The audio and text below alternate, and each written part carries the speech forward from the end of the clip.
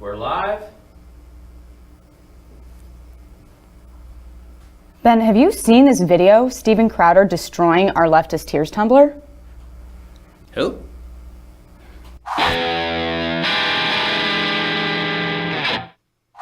Alrighty, so here we are. Lots of news to get to today, and we're going to get to all of it. President Trump has announced his new Afghanistan policy. We're going to talk about all that. First, I just want to say that I do know, I think, who Steven Crowder is. I've met him once or twice. This is his mug, the Louder with Crowder mug. If you want this, you should go over to CRTV and subscribe. Crowder does really fantastic, funny material. His mug is nothing in comparison to ours, of course. Ours is much better than his. His is apparently hand-etched by blind nuns or something who just stared at the eclipse. But you can check this out, this Louder with Crowder mug over at CRTV. Otherwise, I don't. Okay, so now on to the news of the day. But first, okay, so President Trump gives a big statement last night. It was his first address to the nation on the issue of foreign policy. And it was pretty good. It was pretty good. I want to go through it. I want to talk about what it spells, why there's resistance to it from some on the right. It's really fascinating. There's now a breakdown that's coming on the right. Some of the people who are sort of the quote-unquote nationalist populist types, the Steve Bannons of the world, the Laura Ingrams of the world, the Tucker Carlsons, those people are very upset with Trump's statement on Afghanistan. But I think that's because we've fallen into this trap when we discuss foreign policy of never looking at the choices that are actually on the table. Instead, we make up choices that are in our own heads. We make up choices that don't resemble reality very much. We don't go to war with the army we have. We go to war with the army we wish we had, in Donald Rumsfeld's famous phrase. We make up these situations in the sky where if we were just tough enough or strong enough, then everything would fall into place. Foreign policy is messy, it's muddy, it's murky, and there are no good choices in places like Afghanistan, which is a tribal place where there has never been a strong national government. There has never been a strong secular government in Afghanistan. It's been a warring hellhole for literally hundreds of years. The British were driven out of there in the 19th century. The Russians were driven out in the 1980s. And the United States is not being driven out of Afghanistan, but there has been no strong centralized government in order to prevent the rise of the Taliban again. And this is presented an intractable situation for the Trump administration. Trump didn't create this. Trump inherits this. So to understand sort of where we are, you first have to understand where we've been. So we invaded Afghanistan after 2001, after 9/11, specifically because it was being used as a base by al-Qaeda. And we offered the Taliban, you either give up al-Qaeda, you either give up bin Laden, you stop protecting him, or we're going to come in, invade your country, and topple you. Mullah Omar was the leader of the Taliban. He said that it was more worthwhile for him to protect bin Laden than it was for him to turn over terrorists. And so we went in and we toppled the Taliban using the Northern Alliance.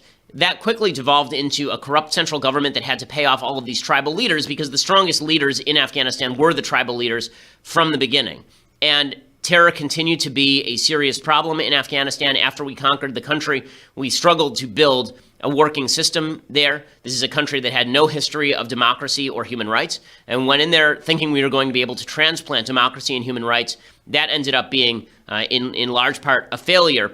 President Obama came into office, and the first thing that he did is he said he wanted to get out of there, but first he had to surge troops. So we have to review what President Obama said in order so that we know what Trump said last night, whether this was a major change or not. Remember, Obama wanted to get out of Afghanistan. More American troops ended up dying in Afghanistan under Obama's watch than under George W. Bush's watch, in large measure because President Obama surged troops, but he did so with a timeline. He said, I'm going to throw 30,000 additional troops into Afghanistan, but I'm going to take them out again right away. So here is Obama. This is December 1st, 2009, discussing his new Afghan policy about sending 30,000 additional troops. This is 8 years ago now. This review is now complete. And as Commander-in-Chief, I have determined that it is in our vital national interest to send an additional 30,000 U.S. troops to Afghanistan. After 18 months, our troops will begin to come home. Okay, the problem this with review this is now particular complete. line, the problem with this particular line when he says that after 18 months our troops will begin to come home is as soon as he says that, the Taliban knows all they have to do is just wait out the United States. Because if they just wait it out, then Obama's going to withdraw troops. And then the idea was we were going to build up Afghanistan's security forces. Well, we built up some of their security forces, but then we didn't leave enough military advisors in place in order to really ensure that those security forces were capable of controlling any significant portion of the country. Helmand Province, particularly, has turned back into the hellhole that it was before Obama surged the troops in the first place. It's really become a disaster area, and that's because of Obama's myopic focus on getting out as soon as possible as opposed to achieving mission goals. He also talked about Pakistan in this particular speech. He suggested that we are going to forge a strong relationship with Pakistan. The problem is that Pakistan has no interest in forging a relationship with us that revolves around getting rid of the Taliban. The Taliban actually has substantial territorial holdings in northern and eastern Pakistan and western Pakistan, and has been a serious threat to the government of Pakistan for years and years and years. Obama made nice with the government of Pakistan, but then when push came to shove, he really didn't, right? When we killed bin Laden, he apparently didn't even clear that with the Pakistani government, supposedly, because he knew that the Pakistani government might leak that to bin Laden himself. But his original vision was, we're going to be very nice to Pakistan. In the past, we too often defined our relationship with Pakistan narrowly. And those days are over. Moving forward, we are committed to a partnership with Pakistan that is built on a foundation of mutual interest, mutual respect, and mutual trust. Okay, and that obviously did not take place. And then finally, Obama's biggest mistake is he suggested that we ought to do nothing, we ought to get rid of a Gitmo, that it was U.S. policy that was driving terrorism. This is always the apologetic foreign policy of President Obama, and it didn't end up helping us on the world stage in any real way. And finally, we must draw on the strength of our values. For the challenges that we face may have changed, but the things that we believe in must not. That's why we must promote our values by living them at home, which is why I have prohibited torture and will close the prison at Guantanamo Bay. And we must make it clear to every man, woman, and child around the world who lives under the dark cloud of tyranny that America will speak out on behalf of their human rights and tend to the light of freedom and justice and opportunity and respect for the dignity of all peoples. Okay, so this was also very George W. Bush-esque language, this talk about dignity of all peoples and freedom and justice and opportunity. The reality is that in Afghanistan, we basically have three choices, and we always had three choices. One was an overwhelming surge in order to pacify the country, and maintaining that surge as long as necessary in order to pacify the country. Number two was to get out completely, just pull out completely, right? This was sort of what Obama wanted to do, and then reality overtook him. And that's why George W. Bush and Obama, and now finally Donald Trump, a guy who campaigned on the idea that he was going to get out of Afghanistan ASAP, somebody who in 2013 was saying Afghanistan was a foolish war we never should have gotten into, now he is basically taking the same tack. All three of these presidents have decided that the only thing that we can do is muddle through. We're not willing to expend the kind of resources necessary to actually occupy the country for 60 years, Japan style or Germany style. There is no government for us to overthrow in Afghanistan in order to ensure the pacification of the population. And so we're going to have to muddle through a long counterinsurgency. And Obama eventually ended up coming to that conclusion, and now President Trump has come to that conclusion as well. Now, what President Trump did do is he is militating some of that policy. So he's changing some of the mistakes that Obama made. And he's getting a lot of flack on the right for this. He's getting a lot of flack, as I said, from Laura Ingraham and Tucker Carlson and the folks over at Breitbart. There was even a piece over at Breitbart today by a columnist named Brian Darling suggested that if he had known that Trump was going to do what he said last night, he might not have voted for him in the first place. I think that this is neglecting the fact that Afghanistan was the source of al-Qaeda that attacked us on 9/11. That if we were to leave these people to their own devices, they would quickly rebuild the terrorist bases that would be used to strike at the heart of the United States. And the rip on President Trump from the right is unrealistic. I think it's the isolationist right and the isolationist left. I think this is unrealistic. It's Clintonian foreign policy. We tried it during Bill Clinton's era. This hands off, leave them alone, they're not bothering us. And the result was the USS Cole and the bombings in Kenya and Tanzania and 9/11, of course. The fact is that while it is unpopular to say this, the war on terror has been largely successful in terms of reducing major terrorist attacks in the West. Okay, we haven't seen anything remotely approaching a 9/11 since 9/11. We've seen small-scale terror attacks from people who have been recruited through the internet by ISIS, but that is not of the same size and scope as the fully planned cell-based terror attacks that al-Qaeda was pursuing in the lead up to 9/11 and then including 9/11 itself. So Trump looks at this and he gets into office and his generals tell him, look, Mr. President, you can talk all you want about pulling out of Afghanistan, but the fact of the matter is that you are going to have to be responsible for whatever comes next. And I thought that Trump actually did an admirable job last night of doing something I've never seen him do before, explaining why he changed his mind. He led off his speech after making some statements about American unity and unity of the armed forces, which was obviously an attempt to tamp down a lot of the anger over Charlottesville. President Trump said this about having changed his opinions on Afghanistan. This is clip one. My original instinct was to pull out. And historically, I like following my instincts. But all my life, I've heard that decisions are much different when you sit behind the desk in the Oval Office. In other words, when you're president of the United States. So I studied Afghanistan in great detail and from every conceivable angle. After many meetings over many months, we held our final meeting last Friday at Camp David with my cabinet and generals to complete our strategy. This is the first time I've ever seen President Trump actually go back on something and acknowledge that new evidence had changed his mind. I think that that's a good thing. I'd like to see more of this from President Trump in different areas of his governance, where he says, listen, I used to say a lot of things, and some of those things were right, and some of those things were wrong. I have instincts. I think they're pretty good. But when I see new evidence, I have to change my opinion. So good for President Trump for doing that. We'll talk about what his policy is and how it differs from President Obama's, because there are some significant similarities to President Obama's speeches and talks and policies in Afghanistan, but there are some pretty significant differences as well, I think mostly in the right direction. Okay, so number one, Trump says that he's actually thought this thing through. This, again, is a major difference from a lot of his other policies where it seems like he's just going off the cuff. Then Trump says that he calls for victory.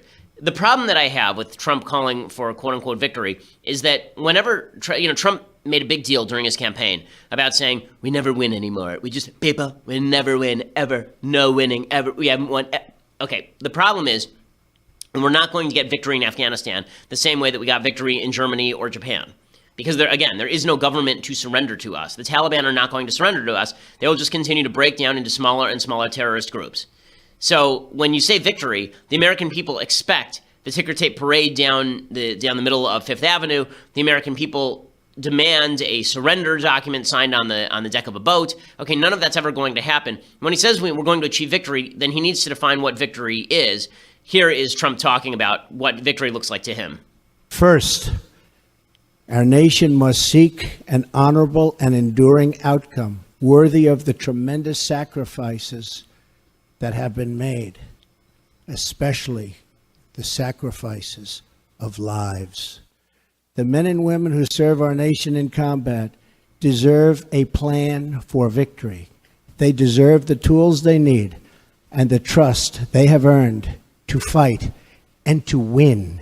From now on, victory will have a clear definition: attacking our enemies, obliterating ISIS, crushing al-Qaeda, preventing the Taliban from taking over Afghanistan, and stopping mass terror attacks against America before they emerge. Okay, the problem with this particular definition of victory is it's exactly the same, almost word for word, President Obama's definition of victory or George W. Bush's definition of victory. There is no victory moment, right? There is no win here where we say, okay, we've accomplished our goals, now we're leaving. Okay, what he's talking about is a long-range occupation. Okay, this is what John McCain said in 2008 about Afghanistan. He said, look, you want to pacify it, you're going to have to stay there for 50 years. That's basically what Trump is talking about here, but he doesn't want to admit it openly. Okay, what he really should be saying is, look, victory is us preventing terror attacks. That's what he's saying here, right? Attacking our enemies, preventing terrorist attacks. But there is not going to be a moment of victory. The American people have to understand our military is there to do just this.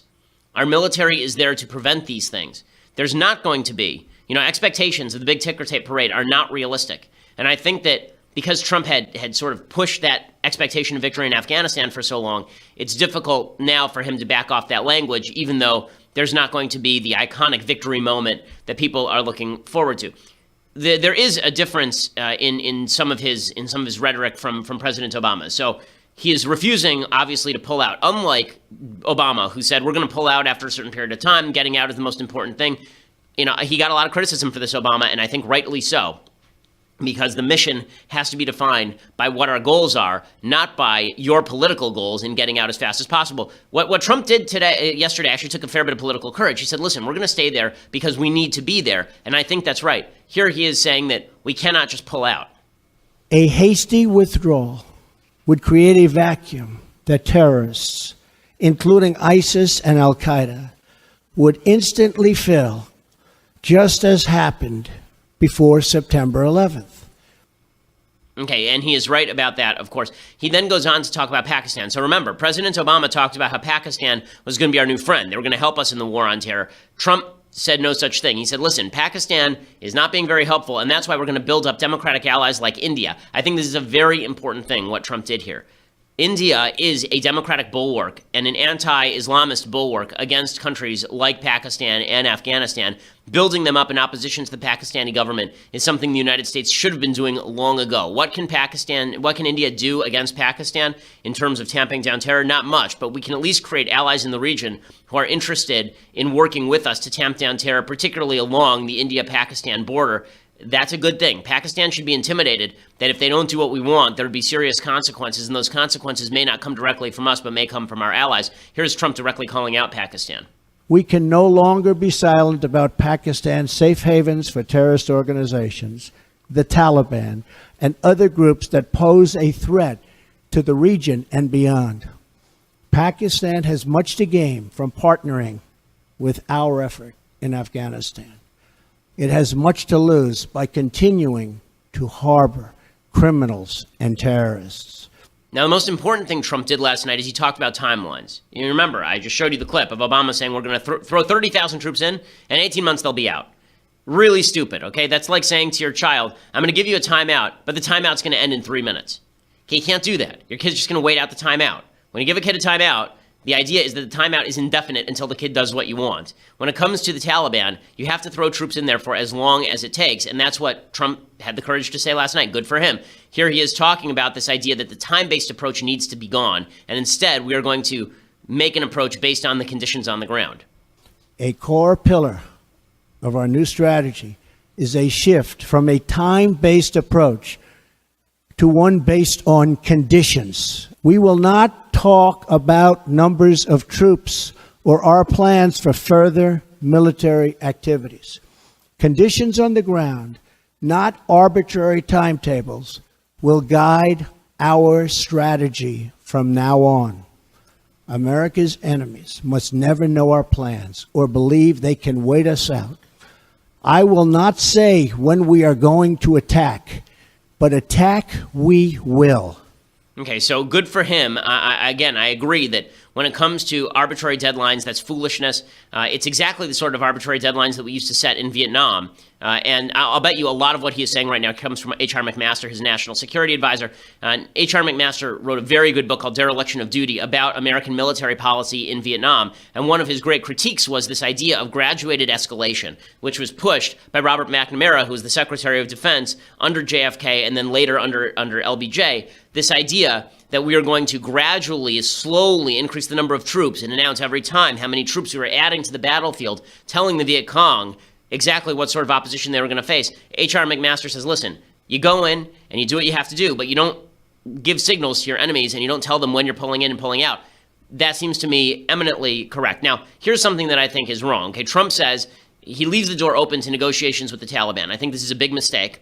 This is something that Obama pursued, but W didn't. This idea that the Taliban will come to the table. In fact, Obama actually set up an office in Qatar so that he could talk with the Taliban. That did not do anything except make the Taliban more determined to reinforce its own positions in Afghanistan so they'd have a stronger negotiating position at the table. Here's Trump opening the door to this. Someday, after an effective military effort, perhaps it will be possible to have a political settlement that includes elements of the Taliban in Afghanistan. But nobody knows if or when that will ever happen. Okay, well, still, you shouldn't be leaving that on the table. If you don't want to negotiate with them, don't talk about negotiating with them. A couple more points, and I think these are good on Trump in 1 second. But first, back to President Trump. He dropped this little note that was sort of different from both W and Obama. He said, we're not nation building. So these are keywords. When these are sort of buzzwords, they don't mean a whole hell of a lot, but it was supposed to appease his more populist, nationalist, isolationist base. Here's Trump talking about Afghan responsibility. Here's what he had to say. We are not nation building again. We are killing terrorists. We will no longer use American military might to construct democracies in faraway lands or try to rebuild other countries in our own image. Those days are now over. Instead, we will work with allies and partners to protect our shared interests.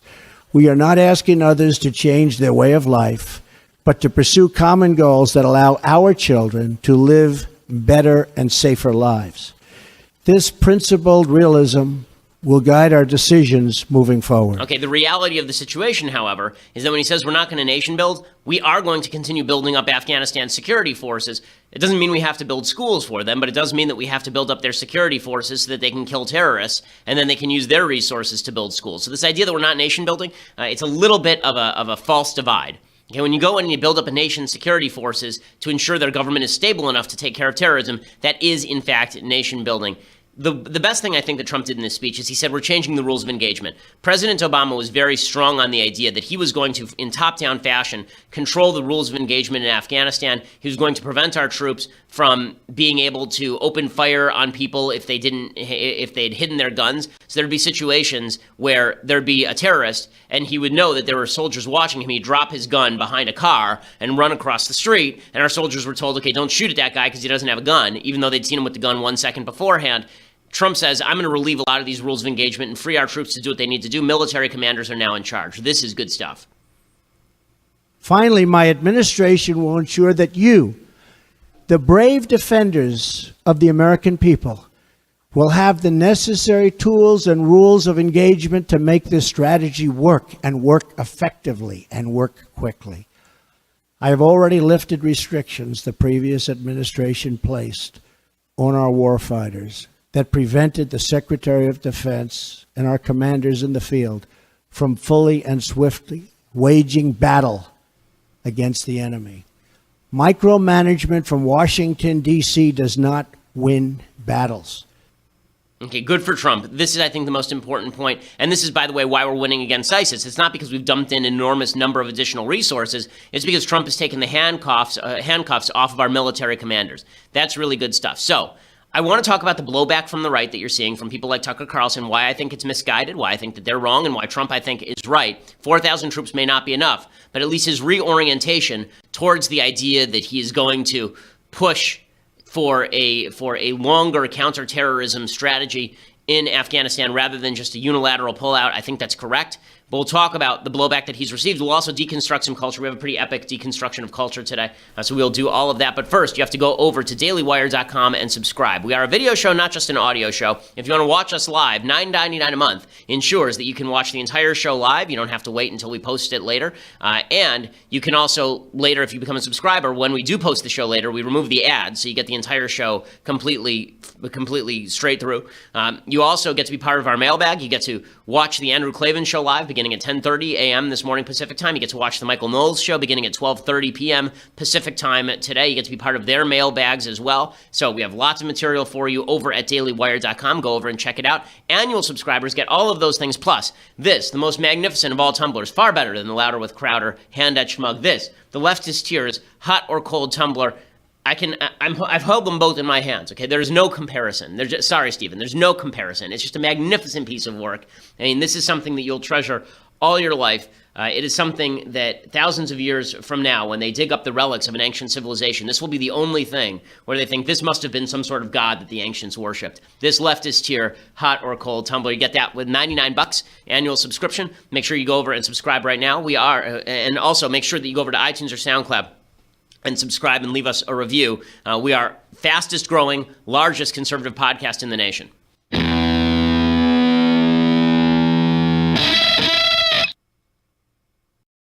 So I've had my criticisms of President Trump. If you've been following the show for more than 2 minutes, you know that I've been very critical of President Trump when I felt that President Trump deserved the criticism. I think that his speech last night in Afghanistan was quite good. I don't think that it fulfills all of the promises. I don't think that we're going to get some sort of clear-cut victory.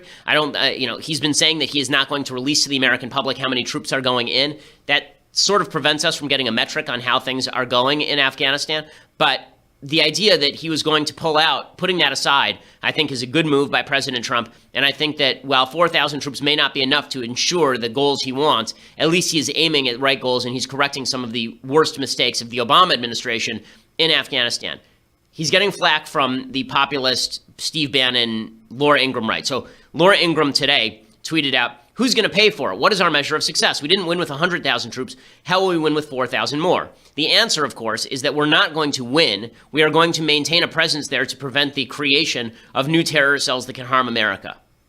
Okay, the war on terror, again, the war on terror has been a success. While everyone likes to talk about how it has not been a success, the fact is that when Obama started to withdraw us from the war on terror, that is when you saw a dramatic escalation of terror attacks in the West, specifically from the areas where Obama withdrew. He didn't withdraw from Afghanistan. You're not seeing an uptick in terror from sources in Afghanistan. You are seeing a massive uptick in terror from sources in Iraq and Syria, right? Areas where Obama purposefully withdrew American troops. Trump at least understands this. Okay, Laura Ingraham tweeted, "I thought we were going to drain the swamp in Washington, not clear the desert in Afghanistan. But we do have to clear the desert of terrorists in Afghanistan." Okay, she's not the only one who's making these critiques. A lot of the people warm with Trump were warm to him because they're sort of Pat Buchanan isolationists. Tucker Carlson, who used to be much more interventionist, has flipped because I think Tucker likes the popularity of being isolationist on foreign policy. Maybe it's sincere, maybe it is. But in any case, here is Tucker talking about why he thinks that Trump's foreign policy here is wrong. Second, if we increase our presence in Afghanistan, what long-term U.S. interest are we pursuing by doing that? The original goal was to eliminate state-sponsored terrorist training camps. Those are long gone. Even if those camps came back, it's not clear how relevant they would be. Islamists now recruit on the internet, and even an untrained extremist can kill dozens with a car. We've learned that sad lesson recently. So what is the point of this? Equating all terror attacks is really stupid. 9/11 was not the same as somebody mowing a truck through a crowd. He's right, of course, that threat will continue to exist. But the idea that if they reestablish the terror training camps, we don't know what comes next. We know exactly what comes next because we saw what came next last time. He says that he wants to rely on not importing all these people into the United States. But the fact is that there are going to be people who come into the United States. Listen, I'm in favor of President Trump's travel ban. But I think that the idea that it's going to prevent terrorists from crossing the border in a myriad variety of ways, his travel ban only applies to 7 particular countries. It does not apply to people who are coming through Europe. Europe doesn't have a travel ban. So they can go to France, they can establish a green card, and then they can come to the United States. Okay, so the travel ban is a hedge, but it is not a finisher. The fact is, the war on terror was designed to draw terrorists to places like Afghanistan and Iraq to fight against American troops. Imagine that you have terrorists all over the world, and this is what's happened, actually. You have terrorists all over the world. Imagine they're like metal filings in a sandbox, and you need to remove the metal filings somehow. What do you need? You need a magnet, right? You need a magnet that's going to draw out the metal filings without taking up the sand as well. That's what the war on terror has largely been. To pretend that the war on terror has been an utter unsuccess is to fail to look at the evidence. We'll let Carlson finish his point. If the goal is simply to keep Islamic extremism from our shores, why is a war in Afghanistan more effective than, say, a vigorously enforced travel ban? Okay, and again, the answer is because this vigorously enforced travel ban, it mitigates the risk. It does not eliminate the risk. Everything that we can do to mitigate the risk of massive terrorism seems worthwhile to me. Over at Breitbart, they're ripping Trump too. I think a lot of this now at Breitbart is being driven by the idea that they're trying to prove that Steve Bannon, the chairman over at Breitbart, made a big difference to Trump. Like if Bannon were still in the administration, things would have changed. Not real. Okay, Bannon could have stuck around. This would have been Trump's plan anyway because Trump had marginalized Bannon and didn't agree with him, obviously.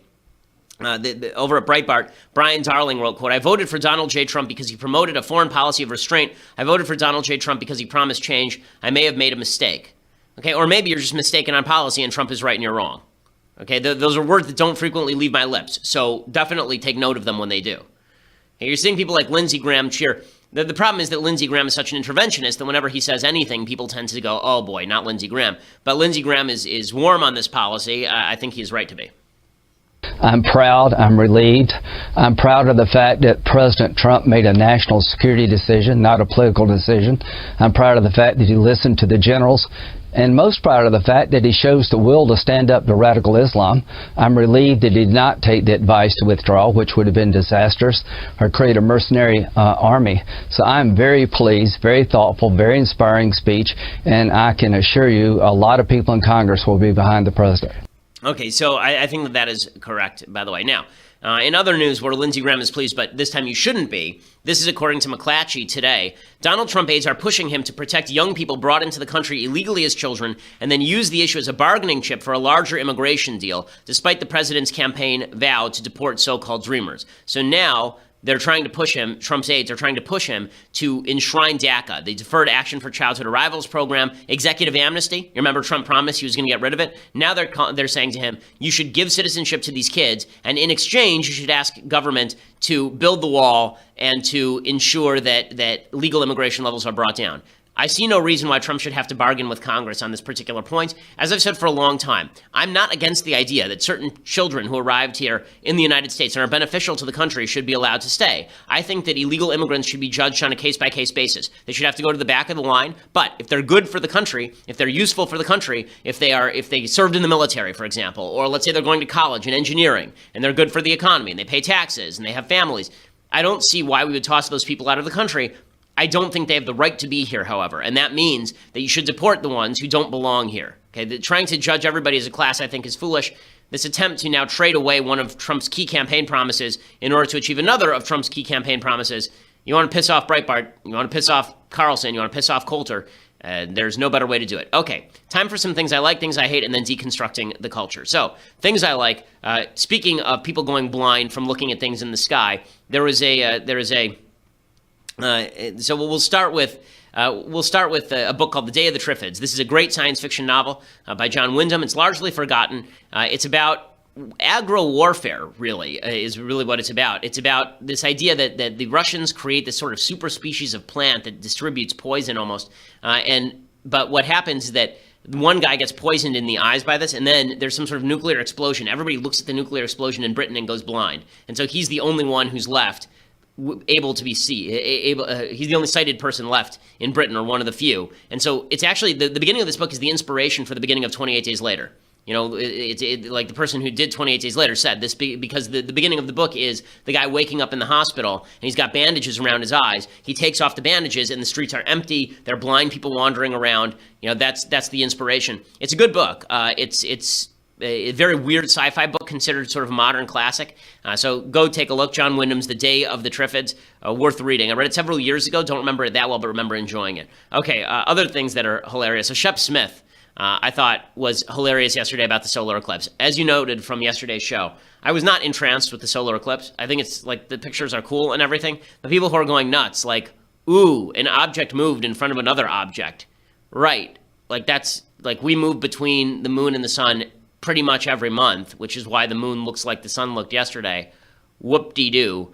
Here's Shep Smith going crazy over it. This is Total Eclipse of the Sun Watch 2017 on Fox News Channel. The excitement must be building and building like fireworks. If I put this here and my phone here, I have a total eclipse of the phone. Fascinating. It's amazing. Oh my God, the moon has gotten in front of this. Okay, well, I don't know. It's interesting looking. The sun looks a little like the moon up there in my wall. If you mention it, you got to sing it. Where the deer and the antelope play. Wow! Would you look at that? It's a total eclipse of the sun. And you look up at they know this is all it's going to be, right? Just a moon over a sun. Oh, the sun's coming back now. Cameras are coming out. Oh my goodness, that didn't last long. Yoo-hoo! I want to hear more. No, because now you can look at the thing. It's covered so you can look at it. Oh my God! The sun is returning. Jalapeno. How was it? Response. Weird. Dark. Cold. Another dark. Amazing. I love nature. Amazing. I'm going to die now, and we hope that doesn't happen. Want to see a total eclipse of this monitor? How about... It's totally eclipsed. Well, we're having a good time, too. And there's some people who think we should take this a little more seriously on the Twitter. Because for us, this is just a lot of fun. We've been watching The Path of Totality so you can catch a DC on screen if you run. Do you know that it goes like old NASA stuff from the 70s whenever you move around? Okay, so Shep Smith having too much fun with the eclipse. Yeah, I think that everyone went a little crazy. I went out on the streets of California, and it was in LA, and it was the first time I'd ever seen anyone look at the sky in LA. Because the sky here is brown because of all the smog. Says the first time anyone had ever looked at the sky. President Trump, however, looked at the sky. He decided that it was worthwhile he was wearing glasses. Okay, so a lot of people I know glanced at the sun for a second because they didn't have the glasses, and they're like, I want to see what's going on. President Trump had the glasses, and because he's just a contrary guy, he just decides, you know what, I'm going to look directly at the sun for no apparent reason. Like, people are literally shouting at him, don't look at the sun. Never tell me what I can't do. He looks directly at the sun. Here he is.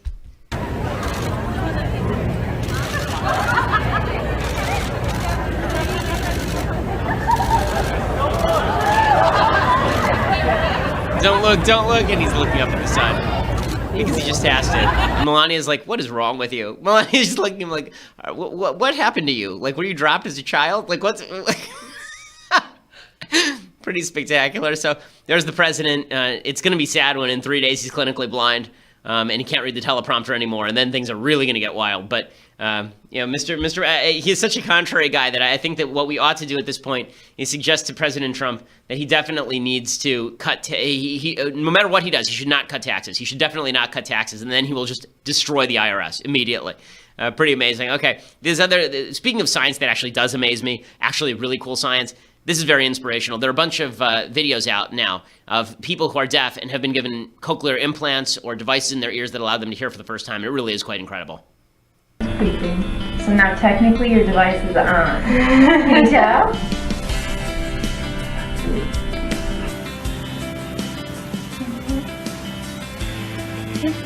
You said you hear it. Hi, Cooper. Hi, Cooper. Hi, Cooper.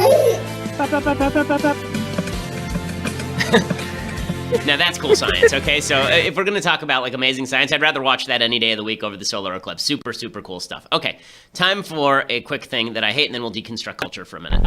Okay, So the media is going nuts because Katrina Pearson was on Fox News, and they're suggesting that Katrina Pearson, the former Trump spokeswoman, who is not good at her job, she's not a super articulate person, they're suggesting that she was defending slavery. She's clearly not defending slavery in this clip, but the media have decided to make it seem as though she is anyway. Here is Katrina Pearson talking Confederate monuments and slavery with Wendy Osifo, professor at Johns Hopkins University. So this is not a symbol of patriotism. This is a symbol of hatred and division. And while it is a piece of American history, it's not necessarily the good part of American history. It's actually nefarious. So it doesn't deserve a place on state grounds. It deserves a place in museums. And that's where they need to be. It absolutely deserves a place because bad history is still good history for this country. Slavery is good history? Where we are today. Absolutely. Slavery is good history? Absolutely. During those times, during those times, think about this for a second. Where would we be today if not for that Civil War? Where would we be without slavery? Are you serious? So Katrina Pearson is really bad at her job, but she's not actually defending slavery. Okay, what she's suggesting is that it is good to know American history, and slavery and Confederacy were part of that history, not that those were good things. Okay, that's not what she's saying. She just really sucks at her job. So that's it. So before people start saying that Katrina Pearson is defending slavery, maybe they ought to just recognize that never attribute to pro-slavery malice what you can attribute to incompetence, because that's actually what's happening here. Okay, so time to deconstruct a little bit of culture. We haven't done a serious deconstruction of the culture in a while, so today we are going to do just that. So we'll begin with the song Wild Thoughts. This is DJ Khaled and Rihanna. We didn't cut the video for Wild Thoughts because apparently it's nippleicious. This is according to Mathis, who said that it would have required a good amount of work and many lost man hours for people to blur out the assets of Rihanna in this particular music video. But here is what this garbage song sounds like. This song again is called, what the hell is this stupid song called? Wild Thoughts. Okay. Another one. We the best music. DJ Khaled. I don't know if you could take it. Okay, so sorry, you can pause it right there for 1 second. So I've heard that this DJ Khaled thing is like a thing. And then he just shouts random phrases into the microphone. Jess, the person who does makeup here, she informed me of many of DJ Khaled's key phrases. And she says he's very inspirational. He's very inspirational because he shouts things like, we the best music. We clearly not the best grammar. I don't know why verbs were murdered, but I wish that we would bring them back. And also, he apparently shouts DJ Khaled in all of his songs, which is a weird thing to do. I do say that this is the Ben Shapiro show, but only to identify which show you are listening to. I assume that DJ Khaled is aware that people know that it's his song. Maybe he's doing the same thing. Maybe he's saying DJ Khaled because he thinks people don't know he's there. Apparently, also, he has inspirational phrases such as level up. What are we, 11 and playing Super Mario Brothers? And also, he says bless up, which I don't know what that means. And major key is another one of his, apparently. Apparently, he just shouts randomly major key, which is weird. Does he also shout random music theory things? Does he suggest that we are now in, when it goes into minor key, does he shout minor key? Does he shout how many flats are in the particular? Does he shout like F flat major? Like what exactly does he? I'm confused. In any case, he also so DJ Khaled leads off. Okay, we'll play some more of this garbage song. It's bad music, and apparently Rihanna is also she gave up on singing a long time ago, and now she sort of just like breathes into a microphone and sounds as though she swallowed a kazoo, and now is attempting to sing through it. Naked. I wanna be a baby. Spinning in as much as like it came from Maytag. Rocket with it on the brown liquor. When I get like this, I can't be around you. I'm too little to dim down a notch. Cause I can into things that I'm gon' do. Wow, thoughts. Okay, so apparently Rihanna also has a thing in her songs now where she just repeats one word 1,000 times. Right, well, work, and now wild. Yes, this clearly is increasing the IQ level of the United States population. Also, nothing says feminism quite like, no, you want to see me naked. I want to be your baby. It's just like Cole Porter, isn't it? I mean, really, the lyrics, it's just like the Gershwins. The lyrics here are just spectacular. Spinning and it's wet like it just came from Maytag. Nothing says sexy to me quite like a washing machine. I mean, that's just hot stuff. When I think hot, I think washing machine. And then I love that she can drop lines like white girl wasted on that brown liquor. Things that you could never say with races reversed, right? Black girl wasted on that vodka. Like, that would be racist. But white girl wasted on that brown liquor, totally fine. Does any of this actually promote, like, good image of women? And she's supposed to be, one of the things that I love about the modern pop music scene is that feminism is basically like what a raunchy, randy dude would be thinking about at 2 o'clock in the morning after watching porn on his computer. That's basically what feminism is now, right? So much so that we can't even show you the video because it's nippleicious. So it's basically softcore porn made by all of these pop stars who can't sing because she can't sing. Okay, her voice is now garbage. I don't know what happened to her. It sounds like Jon Snow strangled Littlefinger, and now Littlefinger's trying to sing. I mean, it's just bad stuff all the way through. And again, you wonder why all these guys have a vision of women, that women are just sex objects who want nothing more than to get raunchy with them. Maybe it's because pop is designed to play on those male emotions, and so there are a lot of women who are taking advantage of that, and it's generating a bad image of women generally. I don't think that it's a good thing overall. Okay, so there is my critique of a garbage song called Wild Thoughts. I was not inspired by DJ Khaled shrieking his own name. I've been informed that he is a good person. I was also told by Mathis that he is a good person because he loves his child. I like that. I do like that the standard for being a good person now, maybe he is a nice person, I don't know. But I like that the standard for being a good person in pop culture world is basically you don't kill puppies in your spare time. Like, oh, he likes his child. Congratulations. He doesn't have sex with corpses. Like, great. Like, it's just, our standards in society have lowered somewhat. If he does great things for people, that's great. Like, those would be the things that I'd want to hear about. So you're going to have to make a better defense of DJ Khaled next time, Mathis and or Jess. I am not inspired by his quote. I wrote some of these down because they're so inspirational. Key to more success is a clean heart and a clean face. Doesn't he have a beard? Weird. Okay, well, you learn something new every day. We will be back here tomorrow. President Trump is supposed to make a big speech in Arizona. I believe that's today, correct? He's supposed to tonight speak in Arizona. Some riots expected, so I'm sure there will be much to talk about tomorrow. We will talk about it. I'm Ben Shapiro. This is The Ben Shapiro Show.